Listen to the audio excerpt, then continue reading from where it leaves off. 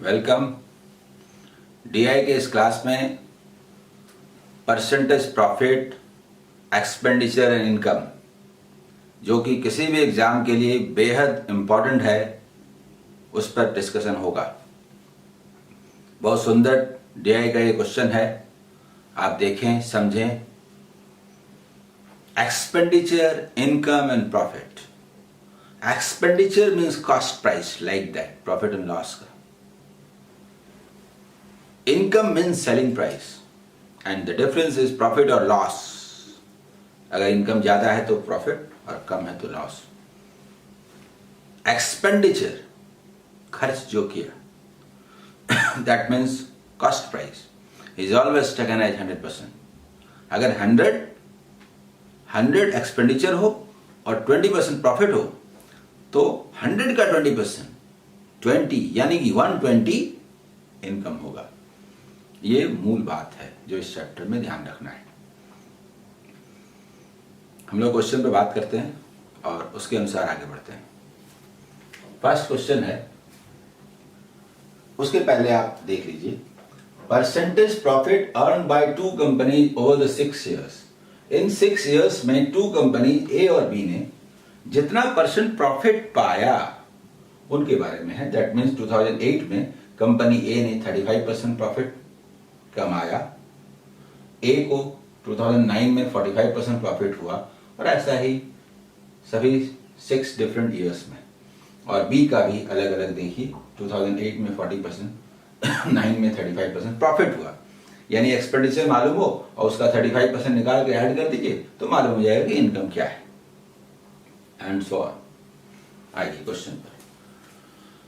Expenditure of company B in 2009 and 10 are rupees 12 lakhs and 14.5 lakhs। देखिए ये expenditure जो है ये 12 lakhs और 14.5 lakhs ये कंपनी बी के लिए दे दिया गया है 2009 and 10 में दे दिया गया। ठीक है।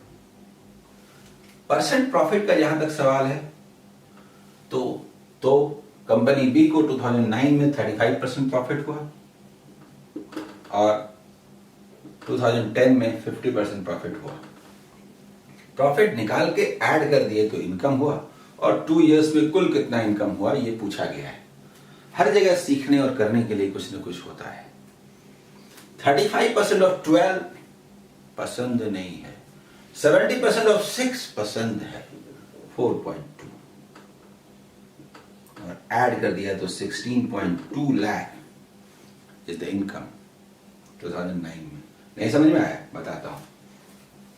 35% ऑफ 12 पसंद नहीं है, 70% ऑफ 6 पसंद है, या 6% ऑफ 70 पसंद है, 1%, या इधर से बोले 1%, इधर से बोले 10%, 0.6, 6 सतह 42, 4.2। क्यों करते हैं ऐसा? मैं बार बार बताता हूं कि 5 जब भी होता है हम लोग डबल करते हैं। ये 35 है ना, 12 को लिखते हैं 2 into 6 और ये हो जाता है 70% ऑफ 6। कैलकुलेशन ऐसे कीजिएगा तो ये कैलकुलेशन मन में होगा। समझ गए?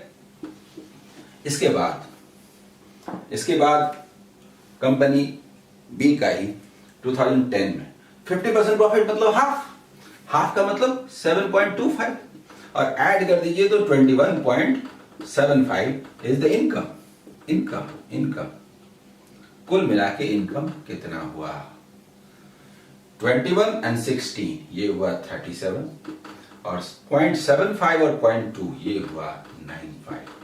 इतना लाख आंसर। दोनों कंपनी का कुल मिला के जो इनकम रहा 37.95 लाख रहा। ठीक है, समझ गए? अगले क्वेश्चन की ओर आगे बढ़ते हैं। ये क्वेश्चन नंबर 1 था। Question number 2, ratio of expenditure. अक्सर ऐसा क्वेश्चन आता है। Ratio of expenditure of company A and be in 2012 was 3:4। What was the respective ratio of the incomes in 2012? देखिए 2012 में बात हो रही है ए और बी कंपनियों की। 2012 में कंपनी ए को 30% प्रॉफिट है, कंपनी बी को 40% प्रॉफिट है। आप इसको एक तो आप ऐसे बनाने का प्रयास कीजिए, फिर बताऊंगा कैसे।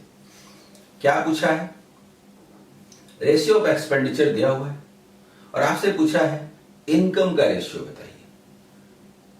इनकम का रेशियो, इनकम का जो रेशियो होगा वो ये 3 है और ये 4 है, और प्रॉफिट क्या है 130%, 130%, और इसका कितना है 140%।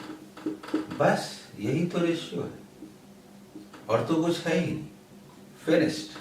39:56।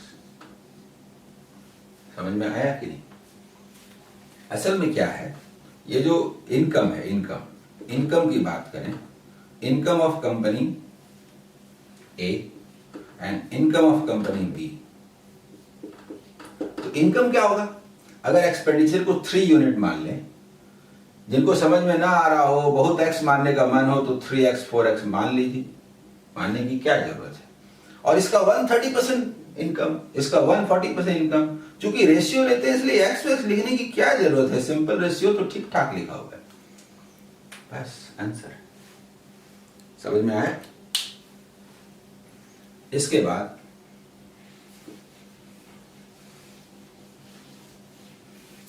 Question number 3। Total expenditure of company A in all the years together was 82.5 lakhs। Company A का सारे वर्षों में, कंपनी ए का सारे वर्षों में टोटल एक्सपेंडिचर 82.5 lakhs था। What was the total income of company A in all the given years? Data and ID fact answer। 2 second भी नहीं लगेगा ये बोलने में। क्यों नहीं लगेगा? अरे कंपनी कोई भी ले, कंपनी ए, उसका जो भी एक्सपेंडिचर होगा वो तो 100% होता है। 35% प्रॉफिट है तो 135% इनकम है। एक्सपेंडिचर बताइएगा तो ना इनकम बताएंगे, प्रॉफिट बताइएगा तो ना इनकम बताएंगे। सारे वर्षों में कुल मिला के 82.5 लाख था एक्सपेंडिचर। सारे वर्षों तो छोड़ दीजिए, 2 इयर्स में भी अगर कहा जाएगा ना कि एक्सपेंडिचर का सम इतना था और इनकम का सम बताइए, कांट से। सम होने से क्या होगा, एक्सपेंडिचर बताइए। तो सब का एक्सपेंडिचर ऐड करके 82.5 लाख है, तो क्या हम बता सकते हैं कि इनका कितना एक्सपेंडिचर है? नहीं बता सकते। और जब एक्सपेंडिचर नहीं बता सकते तो किसका 35% निकालें, किसका 45% निकालें, किसका 35%, किसका निकालें और कैसे ऐड करें? Can't say. 6 unknowns, 1 equation can't be determined। अरे 1 unknown के लिए 1 equation चाहिए, 2 unknowns के लिए 2 equation चाहिए, 3 unknowns के लिए 3 equation चाहिए। 1 unknown रहे तो 1 equation, यहां 6 unknowns, 6 equation चाहिए, यहां 1 equation दिया। सवाल ही नहीं उठता बनने का। समझ में आया? अब अगले क्वेश्चन के चलते हैं। अगला question, if the expenditure of company A and B in 2013 were equal, A and B in 2013 were equal, expenditure were equal, and the total incomes of the 2 companies was rupees 5.7 lakhs. What was the total expenditure of the 2 companies in 2013? देखिए expenditure same है तो कभी 1 मान लेते हैं, कभी x मान लेते हैं, कभी 100 भी मान लेते हैं। लेकिन आप जानते हैं कि प्रॉफिट तो एक्सपेंडिचर के परसेंट के रूप में होता है। क्यों नहीं 100% मान लें? जो भी है, 5 लाख है, 10 लाख है, जो भी है 100%। दोनों सेम है तो दोनों का 100। अगर किसी का डबल होता तो बोलते एक 100 दूसरा 200, जिसका जैसे डबल होता। लेकिन यहां तो कहा जा रहा है कंपनी ए भी दोनों का इक्वल है तो दोनों का 100 मान ले। तो टोटल एक्सपेंडिचर पूछा है, 200% माने क्या? नहीं समझे। अगर दोनों का हम मान लें, इसका भी 100%, उसका भी 100%, तो टोटल एक्सपेंडिचर क्या हुआ? टोटल एक्सपेंडिचर क्या हुआ 200%। और अगर 100% एक्सपेंडिचर है तो पहले वाले का प्रॉफिट है 40% माने 40, तो 140%, और दूसरे वाले का 145%। बताइए, तो 140% एक का और 145% दूसरे का, तो 285% हुआ कि नहीं टोटल इनकम? जल्दी बोलिए। टोटल इनकम नहीं समझे? जैसे एक का 100 है कंपनी ए का, तो 40% प्रॉफिट हुआ तो 140 इनकम हुआ कि नहीं? दूसरे का भी 100 है और दूसरे का 45% अगर प्रॉफिट हुआ तो 145 इनकम हुआ कि नहीं? टोटल एक्सपेंडिचर इतना तो टोटल इनकम इतना हुआ कि नहीं? जल्दी बोलिए। प्रॉफिट 85% लिखने की जरूरत नहीं है, क्योंकि एक वो लिखना चाहिए जो दिया हुआ है और दूसरा वो लिखना चाहिए जो निकालना है।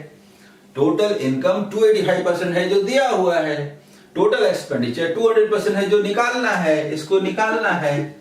ये दिया हुआ है, कितना दिया हुआ है? 5.7 लाख। देखिए जरा 5.7 लाख ये दिया ना। डाटा को देखने भी आना चाहिए, नहीं समझे? 5.7 लाख पसंद नहीं है ना? ओहो, इसको बोलिए 570,000, ये अच्छा लगता है ना?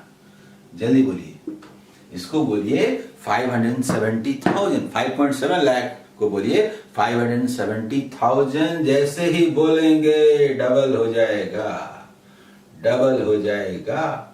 हाँ, यूनिट याद रहे, ये डबल होके हुआ 400,000। और जब ये निकल गया तो फिर जो बोलना है बोल लीजिए। 4 lakh answer, ₹4 lakh answer. This is total expenditure. Simplification में इस बात का ध्यान रखना जरूरी है और अलग अलग ना निकाल के एक ही साथ निकाला जाना चाहिए। समझ गए इस क्वेश्चन को? ठीक है। इसके बाद हम लोग बात करते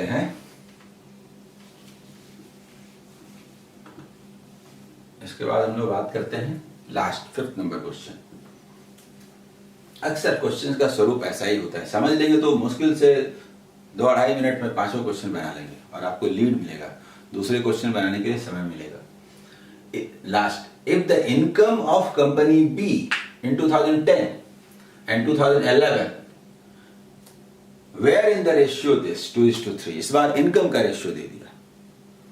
कब? 2010 एंड 11।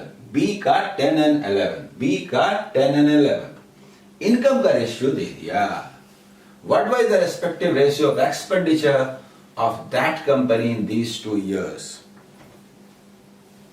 जब आप बनाएंगे तो धीरे धीरे ये समझ में आ जाएगा। मैं बनाने के पहले एक बात कहता हूं, सुनिए, थोड़ा सा रुक जाइए। इस चैप्टर में ये बड़ा इंपॉर्टेंट बात है। अगर हम लोग इनकम को आई करके बोले, EA और IB इनकम, और एक्सपेंडिचर को EA और EB बोले, तो थोड़ा समझ लीजिए। तो पहले तो हम लोग जानते हैं कि इनकम क्या होता है। मान लीजिए जैसे बात किया जा रहा है उसी के संदर्भ में बात करते हैं कि इनकम क्या होता है। 10 और 11 में बी के बारे में बात किया जा रहा है, 10 और 11 में बी के बारे में। तो भाई 50% और 45% इनकम है। यहाँ तो एक कंपनी के बारे में अलग अलग है, कोई फर्क नहीं पड़ता है, या 2 कंपनियों का एक बारे में बात हो। छोड़िए, हम लोग दूसरे एग्जाम्पल को ले लेते हैं, जैसे 2008 में बात करते हैं। ठीक है, 2008 में 35% और 40%। तो इनकम क्या होगा? कंपनी ए का इनकम क्या होगा? थोड़ा सोचिए तो। कंपनी ए का इनकम क्या होगा 2008 में? 135% ऑफ जो एक्सपेंडिचर था। इसको समझिए, बहुत काम की चीज है। जो एक्सपेंडिचर था, ऐसे लिखते हैं तो ज्यादा समझ में आएगा। एक्सपेंडिचर था और इनकम बी का क्या होगा? तो 140% जो कि उनका एक्सपेंडिचर था। आप जब रेशियो लेंगे तो थोड़ा गौर कीजिए, अगर ये एक्सपेंडिचर सेम है तो कट जाएगा ना। जल्दी बोलिए। सेम है तो कट जाएगा ना, जस्ट 135 बाय 140 होगा कि नहीं। और मान लीजिए कि इनकम सेम है, तो एक्सपेंडिचर ये 140 बाय 135 इनवर्स हो जाएगा कि नहीं। नहीं, एक्सपेंडिचर 2:3 है, तो बोलेंगे ठीक है, ये 2 है और ये 3 है, क्या फर्क पड़ता है बोलिए, समझ गए। अब पलट के बोले नहीं, ये एक्सपेंडिचर ए का है और ये एक्सपेंडिचर बी का है, तो ये यहां जाएगा तो 140% हो जाएगा कि नहीं, और ये यहां आएगा तो 135% हो जाएगा कि नहीं। और ऐसी स्थिति में क्या बचेगा, एक्सपेंडिचर का रेशियो बचेगा, और ये रेशियो क्या होगा, तो अगर इनकम सेम है तो इनवर्स हुआ कि नहीं। एक्सपेंडिचर का रेशियो अगर ए को 35% प्रॉफिट हो और बी को 40% प्रॉफिट हो तो 130 और 145 नहीं होता, इनवर्स होता है, 140:135। अब बोले सेम नहीं है, 2:3 है, तो क्या प्रॉब्लम है, 2:3 रहने दीजिए। आया समझ में, ये बात समझ में आई कि इनवर्स होता है, बस खत्म। अगर ये रिलेशन आपको समझ में आ गया तो फिर कुछ नहीं है। देखिए कंपनी बी का 2010 और 11 में इनकम का रेशियो दिया हुआ, ये इनकम है, बराबर हो, इक्वल हो, अलग अलग हो। तो 2010 और 11 में रेस्पेक्टिव रेशियो ऑफ एक्सपेंडिचर, मान लीजिए 10 में E1 है और 11 में E2 है, तो ये क्या होगा, इनवर्स। E1 कब है, 2010 एंड 11। 10 एंड 11 बी के बारे में बात हो रही है, 10 एंड 11। तो बी का 10 में 150 है, वो 50 है तो 150 होगा, नहीं, इनवर्स होगा, 150 नीचे और 145 ऊपर। आगे समझ में, जैसे अभी की। अब इसको आप डबल कर दीजिए तो ऐसे हो जाएगा, इसको डबल कर दीजिए तो ऐसे हो जाएगा। ऐसा क्यों करते हैं ये बात आपको समझ में आ रही होगी। ये हुआ 29, ये हुआ 45, यानी 29:45। इसमें जितने भी क्वेश्चंस का डिस्कशन हुआ, कितने नंबर क्वेश्चन का था, 5 नंबर।